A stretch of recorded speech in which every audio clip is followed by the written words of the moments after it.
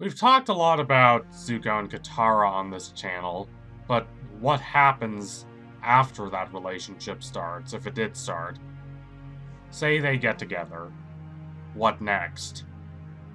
Katara decides that she would rather be with Zuko, and Zuko's relationship with Mai dissolves. But how would a relationship between these two work, especially considering Zuko's position as Fire Lord? I assume they would eventually get married and have children. Zuko may want to reform the Fire Nation monarchy, but he does not want to abolish it. There is still a monarch by the events of the Legend of Korra, and if he is still going to be a monarch, a large part of that is having children. That's kind of the whole point of the hereditary monarchy thing. The crown being passed down a family line.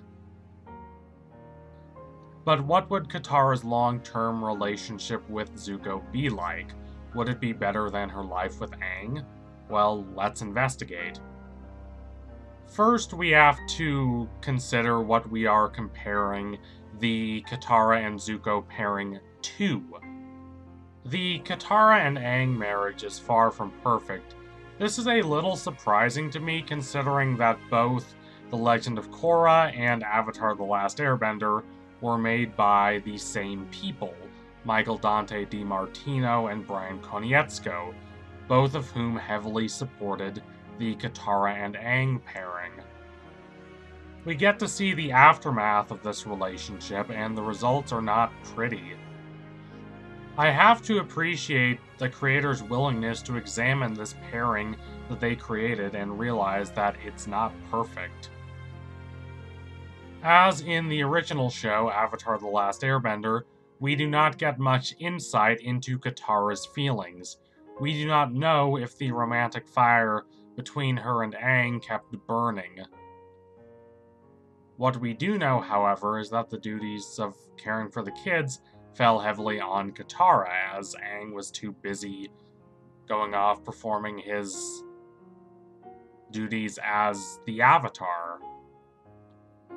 He was too busy helping the world to be there for his family, with the exception of Tenzin, whom he was supportive of because Tenzin is the heir to airbending. As the only airbending child of the last airbender, he carries the entire hopes and dreams of the Air Nation into the industrialized age. When Aang dies, Tenzin has to inherit his mantle of the last airbender. None of this means Aang was a terrible or neglectful father, only that he had professional duties to fulfill, and because of that, everything else came second. There are legitimate criticisms of Season 2 of The Legend of Korra, but I feel like, on the whole, that season gets too much flack. And I wonder if a reason why is that this season kind of devastated the myth of Aang as this perfect person whose flaws were only skin deep. Kaya, their daughter, is the most composed of the three kids, but she spent her entire adult life running from authority and expectations and the role others wanted her to play. Then again, how could anyone react otherwise after seeing what happened to Bumi and Tenzin? The two men are very different, but they both live in the shadows of their father. Bumi believes himself a failure as a son of Aang because he's not an airbender or any kind of bender, despite being the oldest child. And of course, traditionally, the oldest child is the one who predominantly carries the dreams and hopes and burdens of the family. Tenzin, conversely, had all that pressure on him, and he gradually realizes the impossibility of being the person Aang was. All this is brilliant, but I still wish that we got more information about Katara. True, the original members of Team Avatar are only supporting players by The Legend of Korra, but I still think it's a little disappointing that we don't get to see how Katara's life with Aang affected her psyche. I highly doubt the kind of person who would go to extremes just to defend the ideals she so vehemently believes in. The kind of person who always asserted herself and took a leading role, keeping the team together even after other members of it had surrendered to despair.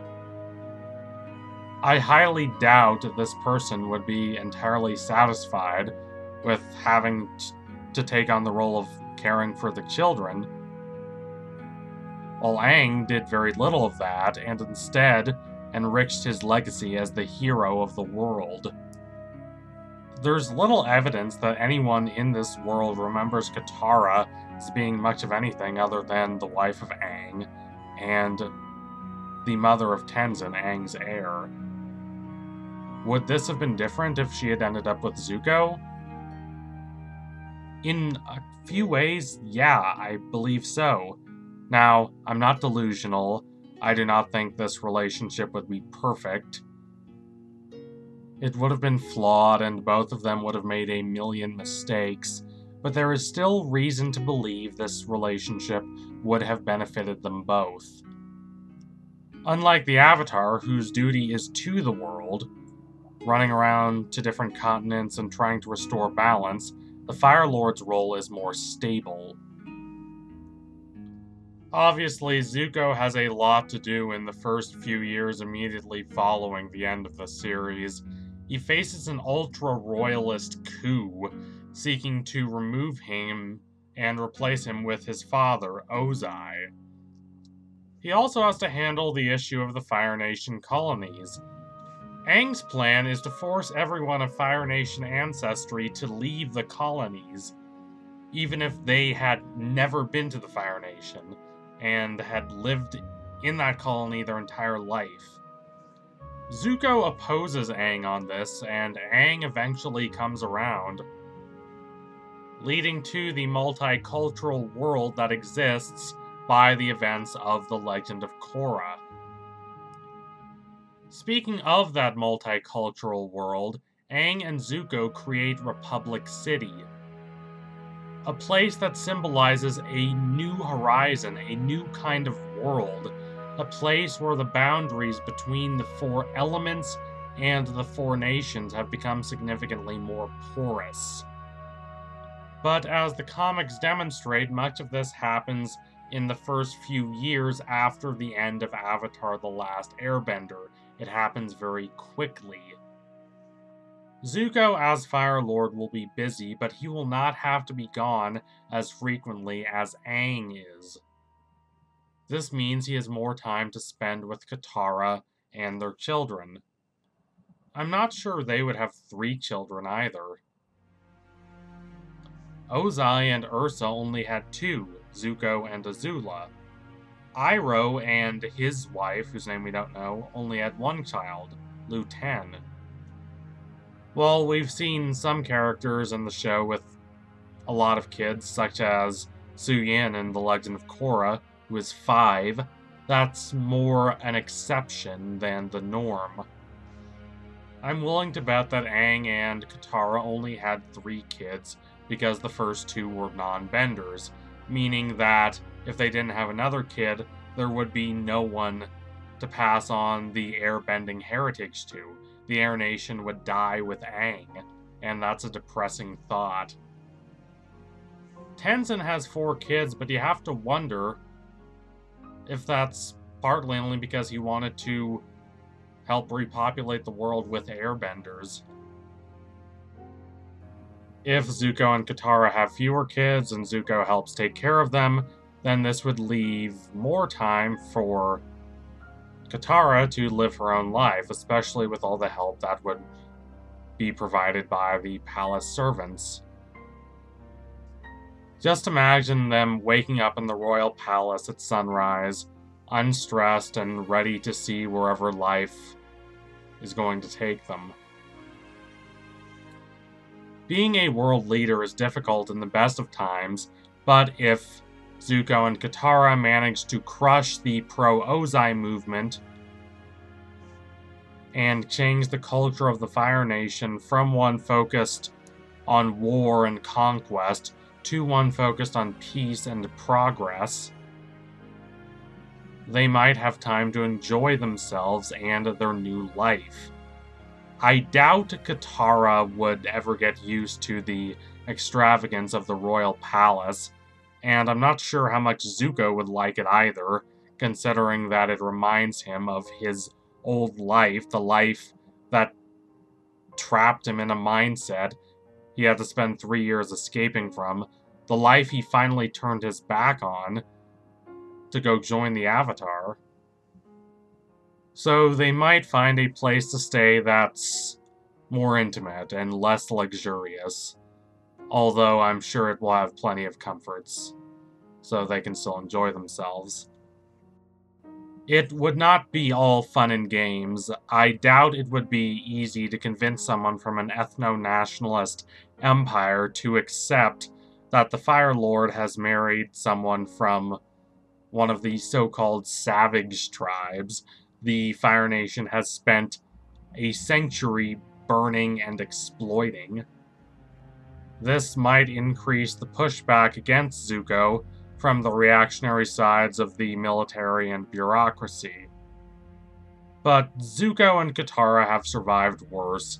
They've survived the death of Katara's mother and Zuko betraying Katara at the end of Season 2, and Zuko's face being burned, and Zuko realizing that he has to leave the luxury of the Empire, and all the stress and strained relations that crossed between Zuko and Katara before she finally accepted him for the second time. Surely they would not allow a little prejudice to stop them from implementing their vision of a brighter future. So thank you all for watching. If you liked what you saw today, don't forget to like and comment and subscribe. Donate to my Patreon if you can and you want to see more videos like this. Keep watching Avatar: The Last Airbender. It's an intelligent, emotionally rich show that I'm so glad is finally getting the attention it deserves. The attention to detail here is beautiful. It's so sociologically thorough a show that it's not hard to speculate on what's going to happen after the events of the show. Also, I'll be turning 21 soon. So, those of you who said I was going to turn 21 in the poll, congrats, you were right. Strangely, most of you seem to think I was older than that, and I'll take that as a compliment. But anyway, tune in soon for my next analysis. It will be coming soon. Thank you all again. Adios, comrades.